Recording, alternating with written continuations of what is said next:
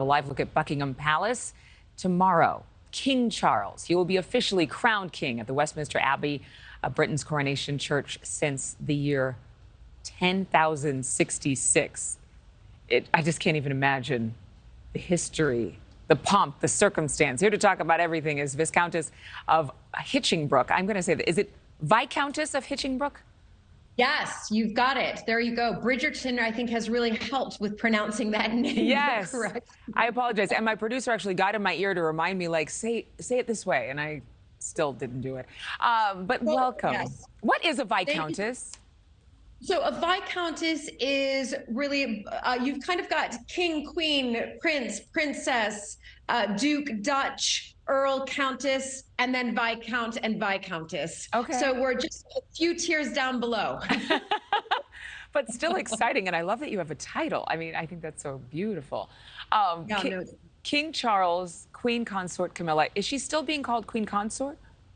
Yeah, and you know, this is I think one of the areas that many people are trying to get their head around is what is a queen consort, and why are we seeing Queen Consort and King Charles being crowned together, whereas when Her late Majesty Queen Elizabeth II was crowned alone and wasn't crowned with her husband. And the reason is it goes back hundreds of years, is because when you become queen through the bloodline, like Queen Elizabeth, Her late Majesty, did, there was this fear that if your husband was made king consort, that he would become too powerful and overtake you.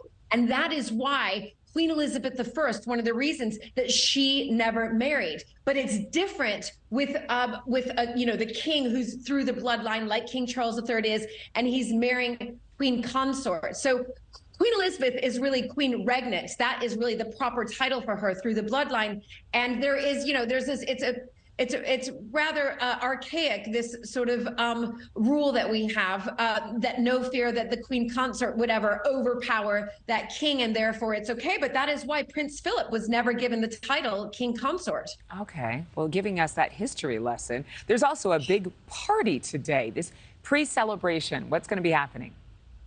Well, there's lots of things going on here today. We saw yesterday the Prince and Princess of Wales. They went to a pub in Soho and the streets were packed. They even traveled on the tube, the brand new Elizabeth line as well. And so the mood is, yes, it's exciting. Everybody's very enthusiastic. But I will say from those photos, as you could see, those of you watching at home, the weather is typical British weather. And we had some serious rain happening in the last hour. Oh, I hope that tomorrow it's bright and sunny and gorgeous with all those people who will want to catch a glimpse.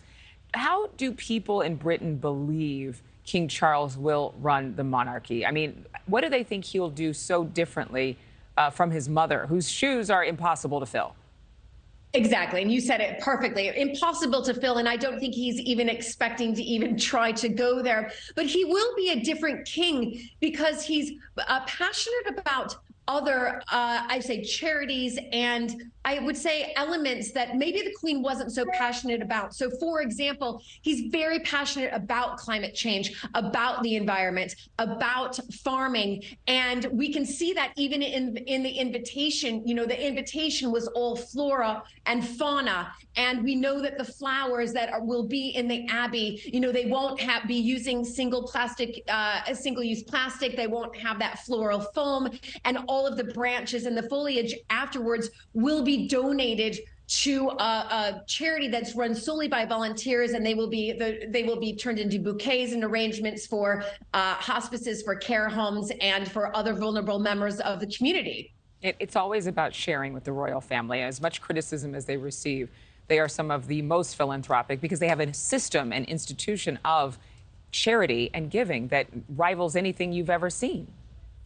That's exactly right. And so, you know, when there is sort of this, you know, we hear this a lot, get rid of the monarchy, it's archaic, but we also have to look at what the monarchy does as far as highlighting and really showcasing and championing these charities that sometimes would get overlooked. Yeah. And that is an incredibly important role. And we will see that with King Charles and Queen Camilla in particular, their passion around the countryside, around rewilding, around helping farmers and food as well. Yeah, Viscountess of Hitchingbrook, Julie Montagu. Thank you so much. Now that I know what a Viscountess is, you were quite lovely. I love talking with you. Hope to see you again soon.